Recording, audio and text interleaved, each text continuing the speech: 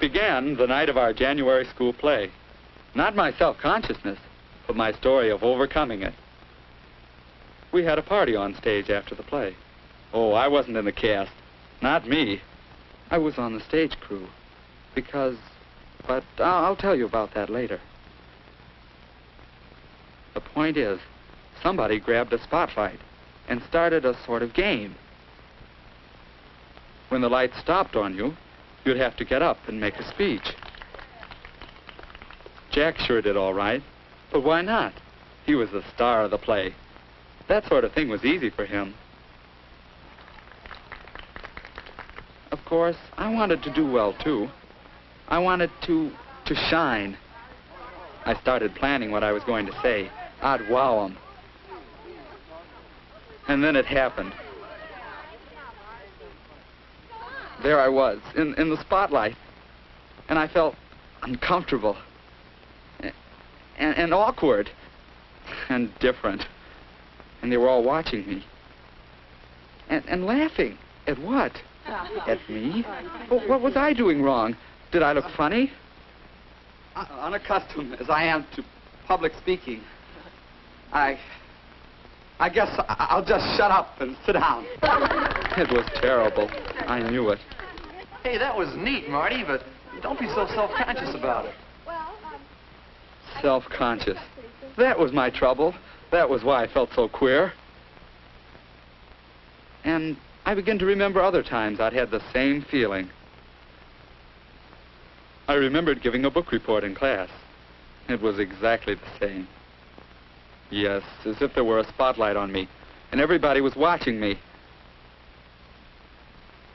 Oh, I managed to get through my report all right, but I was miserable.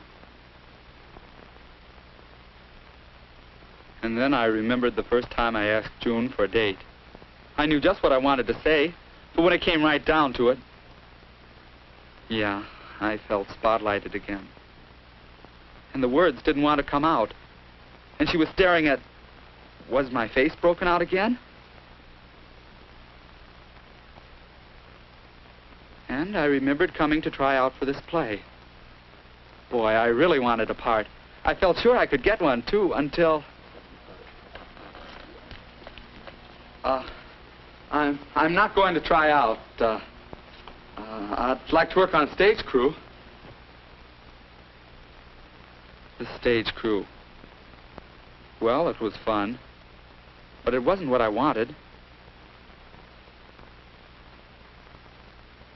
Yeah, the night of the party, Jack said it, and I knew he was right. Self-conscious. I felt I could never get up in front of the class, or ask a girl for a date, or do anything in public again. Yeah, I was a self-conscious guy. I couldn't even stay out the party. Yeah. Coach is showing us this little block. Come in like this and out. Oh, hi, Marty. Oh, hi, Jack. Okay. Say, what happened to you last night? I didn't feel so good. Oh, too bad. Boy, wasn't that something when they had that spotlight on us? Gee, I was so scared my knees were knocking. I could hardly talk. You were self-conscious? Sure, I guess everybody is sometimes. Everybody? I guess that's right. Say, listen, I've got to get to class. Sure hope you're feeling better. All right, so long. So long. Everybody's self-conscious. After that, I began to notice other people. Phil, for example. He always seems relaxed and comfortable. But a couple of years back, I can remember what a self-conscious guy he was. He really has overcome it. Then there's Anne. She likes to play for people.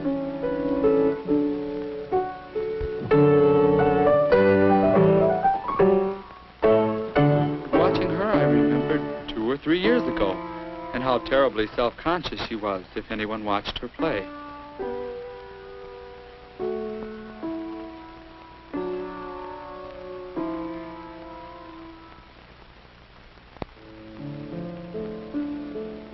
She certainly has changed. Well, you can get over being self-conscious. The question is, how? It wasn't long after when I made a big discovery about how to overcome self-consciousness. I was helping Jack with his ping pong game. He hadn't been playing very long, but he was learning and doing right well. Then Hank and Bill came in and hung around watching. And suddenly it seemed as though Jack was feeling on the spot. He started fumbling, and then he quit. Now, what made Jack suddenly feel self-conscious? Was it because he didn't play well? I wasn't self-conscious about ping pong. Why the difference? And then, well, I had to talk to Jack. I had an idea about self-consciousness. Everybody wants to show up really well. You want people to think you're pretty good. But then you start thinking about yourself, how everybody's watching you, what you must look like to them. And then you make a mess of it. Sometimes, but usually you don't. You just think you do. But look, if you can do something really well, then you're more confident. Self-consciousness doesn't bother you quite so much. If I could do more things well. You gonna try out for the class play in April? I guess so. Me too. Only this time I'm really gonna try out. Swell. All right, Sue. Marty Hanson? Hello, Marty. Are you going to help us out on the stage crew again this time? Well, thanks. But this time I really want a part in the play. Why, that's fine. Why don't you go ahead and read some lines for me?